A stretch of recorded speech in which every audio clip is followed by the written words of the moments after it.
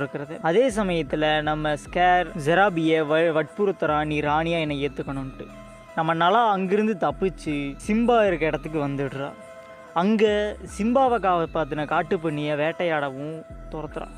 அந்த நேரத்தில் உள்ளே பூந்து நம்ம சிம்பா நலாவை தடுக்கிறான். அப்போது நலாவுக்கு தெரிஞ்சிருது அது நம்ம சிம்பா அப்படின்னு. சிம்பாவோட ராஜ்யத்தை பற்றி எவ்வளவோ நலா எடுத்து சொல்கிறா. ஆனால் சிம்பாவுக்கு அங்கே போக கொஞ்சம் கூட விருப்பம். சிம்பா ராஜ்யத்துக்கு போக மறுத்துடுறான். நலா அங்கேருந்து கிளம்பிடுறான். அதே சமயத்தில் அந்த வயதான குரங்கு வந்து நான் உன் தகப்பனை காட்டுறேன் அப்படின்னு கூட்டிகிட்டு போய் தண்ணியை காட்டுறான். அப்போ நம்ம சிம்பா ஒரு முஃபாசாவா உடனே அங்கிருந்து என்னோட ராஜ்யத்தை பார்க்கணும் அப்படின்னு சொல்லி அங்கிருந்து நம்ம சிம்பா கிளம்பி போக அவனோட ராஜ்யம் வெறும் பொட்டல் கடை அழிஞ்சு போய் சதைகளும் எலும்புகளுமா இருக்குது.